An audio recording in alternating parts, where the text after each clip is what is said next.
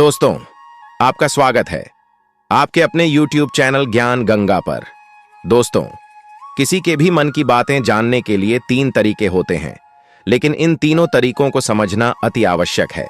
यदि आप इन तीनों तरीकों को समझ लेते हैं तो आप किसी के भी मन की बातें बड़ी ही आसानी से जान सकते हैं, समझ सकते हैं। तो चलिए इसे एक कहानी के माध्यम से समझते हैं कि किस तरह से आप दूसरों की मन की बातें जान सकते हैं, समझ सकते हैं। बहुत समय पहले की बात है। एक छोटा सा गांव था। उस गांव में 2 भाई रहा करते थे। बड़ा भाई अंधा था, जिस कारण वह हमेशा घर पर ही बैठा रहता था, और छोटा भाई खेती किया करता था। लेकिन खेतों में अधिक जानवर आने से पूरी फसलें नष्ट हो जाती थीं, जिस कारण छोटा भाई बहुत परेशान हो चुका था। तभी उसे एक तरकीब सूझी। एक दिन उसने सोचा, खेतों में से इन जानवर को भगाने के लिए क्यों ना मैं अपने बड़े भाई की मदद लूं। वैसे भी बड़े भैया अंधे हैं। अगर वह खेत में बैठे रहेंगे और जानवरों की आहट आने पर वो उन्हें जोर से चिल्लाकर भगा सकते हैं, जिससे हमारी फसलें बच सक। इसलिए उन्हें मैं खेत में बिठा देता हूं। यह सब सोच विचार करने के बाद उसने अपने खेत में ही एक छोटी सी झोपड़ी तैयार की और अपने अंधे भाई को उस खेत में बिठा दिया और उनसे कहा, भैया, यदि कोई जानवर की आहट आपको सुनाई दे तो आप जोर जोर से चिल्लाना। यह सुनकर वह जानवर यहां से भाग जाएंगे और हमारी फसलें नष्ट होने से बच जाएंगी। बड़ा भाई अपने छोटे भाई की बात मान लेता है और वह उस दिन से खेत में ही रहना शुरू कर देता है। जब भी किसी जानवर की आहट उसे सुनाई देती तो वह तुरंत जोर जोर से चिल्लाना शुरू कर देता, जिससे वह जानवर उसके खेतों से भाग जाते। ऐसा करते करते कई दिन बीत चुके थे। तभी एक दिन उसके खेत में एक हिरण भागता हुआ आता है और वह खेत के बांध को तोड़कर वहां से भाग गया। लेकिन उसी हिरण का पीछा करते हुए एक राजा भी उस खेत में आ पहुंचा। तभी राजा की नजर उस अंधे भाई पर पड़ती है। राजा उस व्यक्ति से कहता है, देखो, मैं यहां पर एक जानवर का पीछा करते हुए आया हूं। क्या तुमने उस जानवर को यहां पर देखा है? इस पर वह व्यक्ति कहता है, हे राजन, मैं तो अंधा हूं। मैं भला किसी जानवर को कैसे देख सकता हूं? लेकिन मैं आपको इतना जरूर बता सकता हूं कि जो जानवर मेरे खेतों से होकर भागा है वह आपके लायक नहीं है। आप उसके पीछे अपना समय यूं ही व्यस्त कर रहे हैं। राजा उस अंधे व्यक्ति की बात सुनकर बड़ा अचरज में पड़ गया। वह यह सोचने लगा कि आखिर यह तो अंधा है। फिर इसे कैसे पता कि जिस हिरण को मैं तलाश रहा हूं वह हिरण मेरे लायक है ही नहीं? यह अंधा व्यक्ति मुझे कैसे बता सकता है? तभी राजा उस अंधे व्यक्ति से कहता है, कहीं तुम मुझसे झूठ तो नहीं कह रहे? एक तरफ तुम यह कहते हो कि तुम अंधे हो और दूसरी तरफ तुम यह भी कह रहे हो कि जो जानवर यहां से भागा है वह मेरे लायक नहीं है। इस पर वह अंधा व्यक्ति कहता है, हे राजन, जिसे आप एक हिरण समझ रहे हैं, असल में वह एक हिरण नहीं है बल्कि एक हिरणी है, और वह भी गर्भवती है। और जहां तक मुझे ज्ञान है, मैंने कभी किसी राजा को किसी गर्भवती हिरणी का शिकार करते हुए नहीं सुना है, और इसी कारण मैं आपसे यह कह रहा हूं कि वह हिरणी आपके लायक नहीं है। आप उसके पीछे अपना समय व्यर्थ न करें। यह सुनकर राजा और भी अचरज में पड़ गया। वह यह सोचने लगा कि आखिर यह अंधा आदमी यह कैसे जान सकता है कि वो हिरणी है और गर्भवती है। राजा कुछ देर सोच विचार करने के बाद अपने सेनापति से कहता है, सेनापति जी, मुझे वह जानवर जिंदा चाहिए, क्योंकि मुझे यह पता करना है क्या वह हिरणी है और क्या वह गर्भवती है, क्योंकि यह अंधा आदमी बहुत विश्वास के साथ कह रहा है और मुझे इस बात की पुष्टि करनी है। यदि वह हिरणी हुई और गर्भवती हुई तो वह हमारे शिकार के लायक नहीं है, क्योंकि हम तो एक हिरण का पीछा कर रहे थे। इसलिए जाओ और पता करो कि क्या वह हिरणी है। सेनापति राजा से आज्ञा लेकर आगे की ओर बढ़ चलता है, और कुछ देर बाद जब वह वापस लौट कर आता है तो वह राजा को कहता है, हे राजन, इस अंधे आदमी ने जो भी बातें कही हैं वह बिल्कुल सही हैं। वह एक हिरणी ही है और वह गर्भवती भी है। यह सुनकर राजा आश्चर्यचकित रह गया। उसे समझ नहीं आ रहा था कि आखिर अंधा आदमी कैसे पता कर सकता है कि वह जानवर एक हिरणी है, और तो और वह गर्भवती है। भला एक अंधा आदमी यह कैसे देख सकता है? यह कैसे जान सकता है? आखिर इसे यह कैसे पता चला? ऐसे कई सारे प्रश्न अब राजा के मन में उमड़ने लगे। अब राजा ने यह ठान लिया था कि मुझे इस बात की तह तक पहुंचना ही है कि आखिर यह अंधा आदमी कैसे जानता है कि वह जानवर एक हिरनी है। यह सोचकर राजा उस अंधे आदमी के पास जाता है और उस अंधे आदमी से कहता है, देखो, मैं यह तो नहीं जानता कि तुम सचमुच अंधे हो या नहीं, लेकिन मैं तुमसे एक बात जानने आया हूं। क्या तुम मेरे प्रश्न का सही सही जवाब दोगे? इस पर अंधा व्यक्ति कहता है, हे राजन, आप जो कुछ पूछना चाहते हैं मुझसे पूछ सकते हैं। मैं आपको बिल्कुल सच सच जवाब दूंगा। इस पर राजा कहता है, देखो, एक तो तुम कहते हो कि तुम अंधे हो और दूसरी तरफ तुमने यह बता दिया कि जिस जानवर का पीछा मैं कर रहा हूं वह एक हिरनी है, और तो और वह गर्भवती भी है। आखिर तुम्हें यह कैसे पता चला? तुम्हारे खेत में और भी तो जानवर आते होंगे, और भी तो जानवर यहां से गुजरते होंगे, फिर तुमने यह कैसे अंदाजा लगाया? तभी वह अंधा व्यक्ति राजा से कहता है, हे राजन, आप जिस हिरनी का पी इच्छा कर रहे थे वही हिरनी जब मेरे खेत में आई, उसकी रफ्तार और उसके भागने की आहट से मुझे यह एहसास हो चुका था कि यह एक हिरनी है, और मेरे खेत की जो बांध है वह बहुत छोटी है, उसकी ऊंचाई ज्यादा नहीं है। यदि कोई हिरण होता तो उस बांध को बड़ी आसानी से लांघ जाता, लेकिन वह हिरनी इस बांध को तोड़कर भागी है, और यदि वह इस बांध को छलांग लगाकर पार करने का प्रयास करती तो इससे उसके बच्चे को खतरा होता, और इसी बात से मैंने यह पता लगा लिया कि वह गर्भवती है। इस कारण वह ज्यादा ऊंची छलांग ना लगाकर मेरे खेत की बांध को तोड़ते हुए भाग गई। इस पर राजा के मन में एक और प्रश्न उठा। राजा ने कहा, किंतु तुम्हें कैसे पता चला कि वह एक हिरनी ही है? और भी तो कोई जानवर यहां पर आ सकते हैं। इस पर वह अंधा व्यक्ति कहता है, हे राजन, मैं पूरा दिन सुबह शाम यहीं पर बैठा रहता हूं और मेरी सुनने की शक्ति बहुत तेज है। मैं यह बाफ जाता हूं कि कौन सा जानवर मेरे खेत में आया है, और उसी के आधार पर मैं जोर जोर से चिल्लाता हूं ताकि वह मेरे खेत से भाग जाए और मेरे खेत की फसलों को नष्ट ना कर पाए। राजा उस अंधे आदमी का यह जवाब सुनकर पूरी तरह से संतुष्ट हो चुका था। वह मन ही मन यह सोच रहा था कि आदमी भले ही अंधा हो, लेकिन यह तो बड़ा ज्ञानी मालूम पड़ता है। इस आदमी से कुछ ना कुछ तो काम निकलवाना ही चाहिए। यह विचार लिए हुए राजा वहां से वापस अपने महल की ओर लौट जाता है। राजमहल पहुंचते ही राजा उस अंधे व्यक्ति से कहता है, आप तो बड़े ज्ञानीवती हैं, आपको किसी भी बात का पता बड़ी आसानी से चल जाता है। आज मैंने आपको यहां पर इसलिए बुलाया है क्योंकि मैं आपसे यह जानना चाहता हूं कि मेरी पत्नी पतिव्रता है या नहीं। इस पर वह अंधा व्यक्ति कहता है, हे राजन, यह कैसा प्रश्न हुआ? इस पर राजा कहता है, मैंने आपसे बिल्कुल उचित प्रश्न किया है, मुझे इस प्रश्न का उत्तर दीजिए। इस पर वह अंधा व्यक्ति कहता है, हे राजन, ये सारी बातें जाने दीजिए। आपकी शादी को इतने साल बीत चुके हैं और अब आप यह बात क्यों जानना चाहते हैं? आपके मन में ऐसे प्रश्न क्यों उठ रहे हैं? इस पर राजा जिद करते हुए कहता है, देखिए, आपको मुझे इस प्रश्न का उत्तर तो देना ही होगा। यदि आप मुझे इस प्रश्न का उत्तर नहीं देंगे तो मैं आपको मृत्युदंड दे दूंगा। राजा के मुख से यह बात सुनकर वह अंधा व्यक्ति कहता है, हे राजन, यदि आप इस प्रश्न का उत्तर चाहते हैं तो उसके लिए आपको मेरा एक काम करना होगा। राजा कहता है, बोलो, मुझे क्या काम करना होगा? इस पर व्यक्ति कहता है, इसके लिए आपकी पत्नी को मेरे साथ कमरे में अकेले छोड़ना होगा। उस अंधे व्यक्ति की यह बात सुनकर राजा पहले तो क्रोधित हो जाता है, लेकिन फिर कुछ सोच विचार करने के बाद वह उस व्यक्ति की बात मान लेता है और अपने सेनापति को आदेश देता है, सेनापति जी, इस व्यक्ति को और मेरी पत्नी को एक कमरे में कुछ देर के लिए अकेला छोड़ दे। सेनापति बिल्कुल वैसा ही करता है। अब राजा की पत्नी और अंधा आदमी एक कमरे में बंद हो चुके होते हैं। तभी वो अंधा आदमी राजा की पत्नी से कहता है, मुझे आपको छूना है।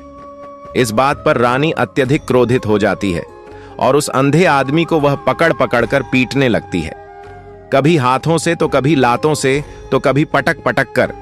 इस तरह से उन्होंने उस अंधे आदमी की खूब पिटाई की। उसके बाद किसी तरह से वह अंधा आदमी अपनी जान बचाकर वहां से भाग निकलता है और वह राजा के पास पहुंचता है और वह राजा से कहता है, हे राजन, आपकी पत्नी पतिव्रता नहीं है। यह बात सुनकर राजा अत्यधिक क्रोधित हो उठता है और राजा अपनी तलवार निकालकर सीधा अपनी पत्नी की ओर जाता है और क्रोधित होकर वह अपनी रानी से कहता है, रानी जी, आज मैं जो भी सवाल आपसे करने वाला हूं उसका मुझे सच सच जवाब दीजिएगा, और यदि आपने एक शब्द भी झूठ कहा तो मैं आपका अभी के अभी सर धड़ से अलग कर दूंगा। तभी आगे वो राजा कहता है, मुझे बताइए, क्या आप पतिव्रता हैं या नहीं? इस पर रानी कहती है, हे राजन, आप भले ही मुझे जान से मरवा दीजिए, लेकिन मैं पतिव्रता नहीं हूं। राजा यह बात सुनकर बहुत खुश हुआ, क्योंकि उस अंधे आदमी ने जो भी कहा था वह बिल्कुल सच था। यह बात सुनकर तुरंत ही राजा उस आदमी के पास पहुंचता है और आकर उस अंधे आदमी से कहता है, तुम्हें कैसे पता चला कि मेरी पत्नी पतिव्रता नहीं है? इस पर वह अंधा आदमी कहता है, हे राजन, बड़ी सीधी सी बात है। मैंने तो आपकी पत्नी से बस इतना ही कहा था कि मुझे आपको छूना है, और इस बात पर वह इतना क्रोधित हो उठी कि उन्होंने गुस्से में आकर मुझे लात घूंस से पीटना शुरू कर दिया। और भला कोई औरत किसी और मर्द को कैसे छू सकती है?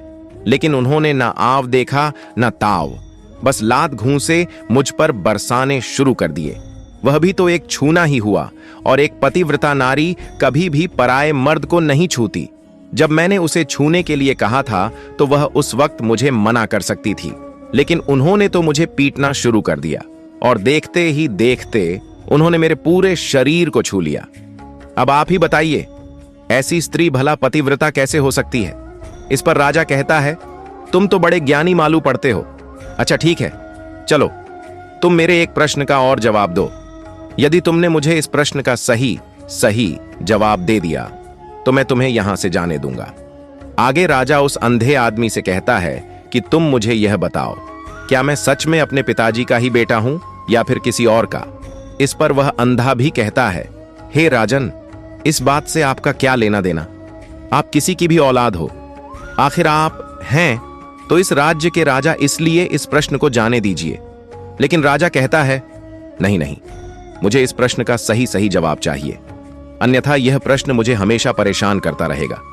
इसलिए मैं इसका सही सही जवाब जानना चाहता हूं। यदि तुम इसका सही सही जवाब दे देते हो तो तुम यहां से जा सकते हो, मैं तुम्हें नहीं रोकूंगा।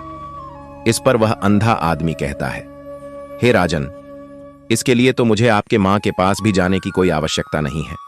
मैं आपको अभी अभी यह बता सकता हूं कि आप किसकी औलाद है, लेकिन उससे पहले मैं चाहता हूं कि आपसे एक वादा करें कि आप मुझ पर क्रोध नहीं करेंगे। राजन ने कहा, मैं तुमसे वादा करता हूं, मैं तुम पर क्रोध नहीं करूंगा। इसके बाद वह अंधा आदमी राजा से कहता है, हे राजन, आप हैं तो अपने ही पिता के पुत्र, लेकिन आप पर एक कंजूस सेठ की छाया पड़ी हुई है। यह सुन राजा बहुत क्रोधित हो उठा और वह तुरंत तलवार निकालकर अपनी मां के पास जा पहुंचा। वह वहां पर पहुंचने के बाद अपनी मां से कहता है, मां, मुझे सच सच बताइए, क्या मैं अपने ही पिता का पुत्र हूं या नहीं? यदि आपने मुझे सही सही नहीं बताया तो वह यहीं पर अपने प्राण त्याग दूंगा। मुझे बताओ, क्या सच है? इस पर उस राजा की मां कहती हैं, बेटा तू है तो अपने ही पिता का पुत्र, लेकिन तुम्हारे ऊपर एक कंजूस सेठ की छाया पड़ी हुई है। जब मैं एक बार नहाने के बाद अपना मुंह आईने में देख रही थी, तभी उस कांच के पीछे मुझे एक कंजूस सेठ नजर आता है और उसी की छाया तुम पर पड़ चुकी है। यह सुन राजा बहुत खुश हो जाता है और वह तुरंत दौड़ा दौड़ा वापस उस अंधे आदमी के पास पहुंचता है और उस अंधे आदमी से कहता है, तुम्हें यह कैसे पता चला कि मुझ पर एक कंजूस सेठ की छाया पड़ी हुई है? इस पर वह आदमी कहता है, हे राजन, आपने मुझसे कई सारे सवाल पूछे जिनका जवाब मैंने आपको सही सही दिया है। यदि कोई और राजा होता तो मुझे इसके बदले में ढेरों सारे इनाम मिल चुके होते, लेकिन अब तक आपने एक फूटी कौड़ी तक नहीं दी है। इस बात से ही मैंने अंदाजा लगा लिया था कि आप बहुत कंजूस हो। यह बात सुनकर राजा जोर जोर से हंसने लगा और कहता है कि आप जो भी मांगेंगे वह मैं आपको अवश्य दूंगा, लेकिन मुझे यह बताओ कि तुम्हें कैसे पता चल जाता है कि कौन सी बात सही है और कौन सी गलत? तुम किसी भी बात का इतना सटीक और सही जवाब कैसे दे पाते हो? इस पर वह अंधा आदमी कहता है, हे राजन, मैं तो वैसे ही अंधा हूं। यदि मेरी आंखें होती तो मैं किसी की भी मन की बातें बड़ी सरलता से जान लेता। मन की एक भाषा होती है और यह भाषा मनुष्य के शरीर के व्यवहार के रूप में देखी जा सकती है। उसकी आंखों से, उसके होठों से, उसके काम करने के तरीके से, उसकी क्रियाओं से पता किया जा सकता है कि उसके मन में क्या चल रहा है। उसके आधार पर हम किसी के भी मन की बातें जान सकते हैं। लेकिन मैं तो अंधा हूं, मैं देख नहीं सकता, इसलिए मैं क्रियाओं से देखता हूं। यदि मुझे कोई बात जाननी हो तो अगले आदमी को कुछ काम देना पड़ता है, जिस पर वह व्यक्ति किस प्रकार काम करता है, किस तरीके से इस काम को करता है, उसके आधार पर ही मैं यह पता कर पाता हूं कि उसके मन में क्या चल रहा है। तभी वह राजा कहता है, तो क्या इसका अर्थ यह हुआ कि मैं भी किसी के मन की बातें जान सकता हूं? इस पर वह अंधा आदमी कहता है, हे राजन, अवश्य आप भी किसी भी व्यक्ति के मन की बात जान सकते हैं, किंतु उससे पहले आपको अपने ऊपर काम करना होगा, और वह काम है अपने मन को शांत करना, अपने मन को वर्तमान में लाना होगा, जिसके लिए मैं आज आपको 3 तरीके बताने वाला हूं। और यह तीनों ही तरीके बड़े ही आसान और सरल है। किंतु हे राजन, उससे पहले आपको एक काम करना होगा, अपने मन को एकाग्र करना होगा। जब हम अपने मन को एकाग्र करते हैं, अपने मन को वर्तमान में लाते हैं, तो हम दूसरे के मन की बात जान सकते हैं, क्योंकि वह आदमी अभी भी अपने मन में वर्तमान में ही सोच रहा है और हमें भी मन को वर्तमान में ही लाना होगा। तभी हम उसके मन की बातें जान सकते हैं। यदि हम अतीत में हुई घटनाओं के बारे में सोच रहे हैं, तो वह जो अगला आदमी वर्तमान में सोच रहा है, वर्तमान में अपने मन में बात कर रहा है, वह हम कैसे जान पाएंगे? क्योंकि हम तो अतीत की घटनाओं में डूबे हुए हैं। इसलिए किसी के भी मन की बात जानने के लिए सबसे पहले हमें हमारे मन को एकाग्र करना होगा, उसे वर्तमान में लाना होगा। आगे वह व्यक्ति राजा से कहता है, हे राजन, जो 3 तरीके मैं आपको बताने वाला हूं, इन 3 तरीकों से बड़ी आसानी से किसी के भी मन की बातें जान सकते हैं। उसके बाद वह अंधा आदमी राजा से कहता है, हे राजन, जो सबसे पहला तरीका है वह है आंखों पर ध्यान देना। किसी व्यक्ति से बात करते वक्त उसकी आंखों में देखना, उसकी आंखों पर ध्यान देना, जो सबसे ज्यादा जरूरी है, क्योंकि आंखें बोलती नहीं पर बहुत कुछ कह जाती हैं। यदि हम किसी व्यक्ति की आंखों के इशारों को समझना सीख जाए, हम यह जान पाएंगे कि व्यक्ति के दिमाग में क्या चल रहा है, वह क्या सोच रहा है और अभी वह क्या करने वाला है। मेरे पास आंखें नहीं है, लेकिन मैंने अपने गुरु से यह विद्या सीखी है, क्योंकि बहुत सालों पहले मेरे पास आंखें थीं और मैं उस वक्त लोगों के मन की बातें केवल उनकी आंखों से ही जान लेता था। इसलिए यदि आप भी दूसरों की मन की बातें जानना चाहते हैं, तो आपको भी उनकी आंखों पर गौर करना चाहिए, जैसे कि उनका आकार कैसा है, वह कब, कहां और किधर देख रहे हैं। यदि उसकी आंखें यहां वहां घूम रही हैं, जब आप उससे बातें कर रहे हैं, तो वहां वह इधर उधर मोड़ रहा है, कभी ऊपर तो कभी नीचे या कभी आसपास, या फिर उसकी आंखें खुश नजर आ रही हैं या फिर आंखें निराश नजर आ रही हैं, जैसे कि चोर होता है। उसकी आंखों में जब हम देखते हैं तो हमें यह पता चलता है कि अगले आदमी ने कोई गलती की है। ठीक उसी प्रकार जब हम किसी चालाक व्यक्ति की आंखों में देखते हैं, तो आपको पता चलेगा कि उसकी आंखों में एक भाषा होती है, एक बहुत ही सीधा और आसान तरीका होता है। यदि आपको यह पता लगाना है कि सामने वाला व्यक्ति आपसे झूठ कह रहा है या फिर सही, तो आपको उसकी आंखों पर ध्यान देना अति आवश्यक है। यदि आपसे बात करते वक्त वह व्यक्ति अपनी आंखें यहां वहां घुमा रहा है, ऊपर नीचे इधर उधर दाएं बाएं हर जगह देख रहा है, तो इसका अर्थ यह हुआ कि वह उस बात से निकलने का कोई रास्ता ढूंढ रहा है, वह कोई झूठ बना रहा है। यदि सामने वाला व्यक्ति आपसे कुछ झूठ कहने का प्रयास कर रहा है, तो वह आपसे नजर नहीं मिलाएगा, वह यहां वहां देखेगा, ऊपर नीचे देखेगा, लेकिन वह आपकी आंखों में आंखें डालकर कभी नहीं देख पाएगा, क्योंकि उसे डर है कि यदि उसने आपकी आंखों में आंखें डालकर देखी तो उसका झूठ पकड़ा जाएगा और लोगों को सच्चाई का पता चल जाएगा। और इसी प्रकार कुछ और भी भाषाएं होती हैं। जब आप किसी की आंखों में आंखें डालकर यह देखना शुरू कर देंगे कि उसके हाव भाव क्या है, ठीक उसी प्रकार चेहरे के हाव भाव होते हैं, जिससे हम मन की बातें बड़ी आसानी से समझ सकते हैं, और इन्हें भी समझना बहुत जरूरी है। कभी कभी कोई व्यक्ति अपने चेहरे से जैसे आंख, होंठ और बहुत से कुछ अलग अलग व्यवहार करता है।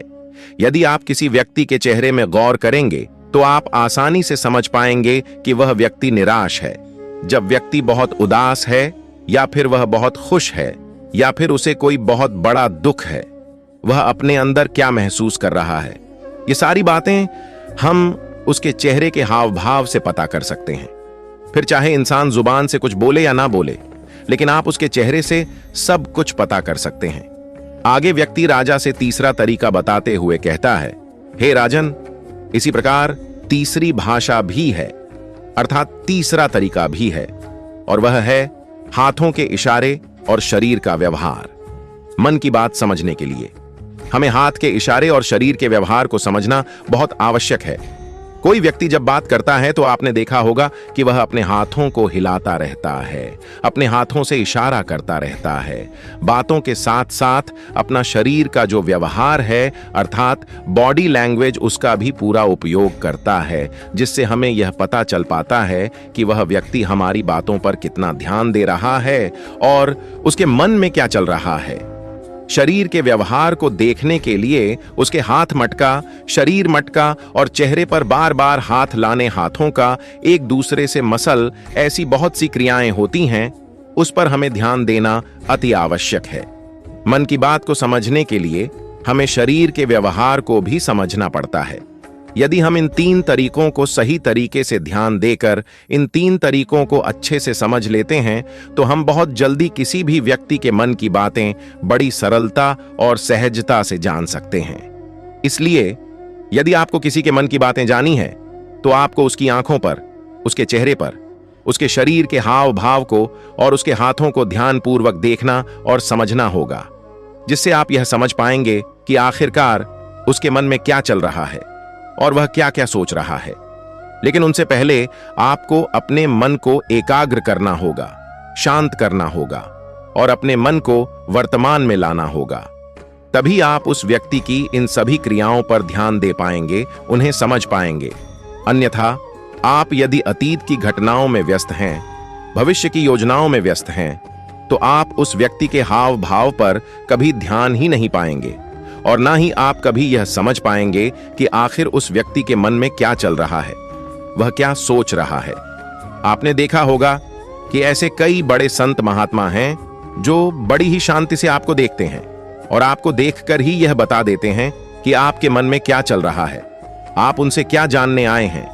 और इसका सबसे बड़ा प्रमुख कारण यही है कि वह आपको पढ़ सकते हैं, आपको समझ सकते हैं, आपकी मन की बातें जान सकते हैं, क्योंकि उनका मन एकाग्र है, शांत है, और यही कारण है कि वह आपके मन की बातें बड़ी सरलता से समझ जाते हैं। यदि आपने अब तक पूरी कहानी को सुना है तो मैं आपसे एक छोटा सा अनुरोध करना चाहता हूं। कृपया हमारे चैनल ज्ञान गंगा को सब्सक्राइब करें और कमेंट बॉक्स में हर हर महादेव जरूर लिखें। वीडियो को यहां तक देखने के लिए आप सभी का दिल से धन्यवाद।